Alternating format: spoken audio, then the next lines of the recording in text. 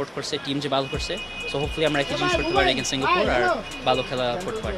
যে টিমটা অনেক অনেক ফ্রন্টে স্ট্রং আছে, সব জায়গায় ব্যালেন্স আছে, খুব স্ট্রং আছে, সব জায়গাতেও ইমপ্রুভ করতে পারে। বাট আমার মিডফিল্ডটা খুব ভালো লাগছে লাস্ট খেলা দেখতে, হামজা, সোহেল ভাই, জামালের খুব ভালো খেলছে মিডফিল্ডে, সো এটা খুব ভালো স্ট্রেংথ।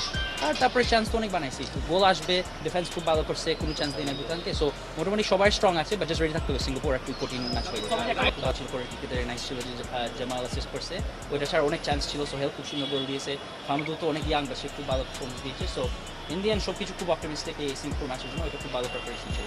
প্রিপারেশন হচ্ছে সে তো এদের main target, main threat, so এটার জন্য আমরা জাস্ট রেডি থাকতে হবে সে কী করতে পারে অ্যাগেন্স্ট আস, আমরা ওই থ্রেটটা ওয়ার আছি।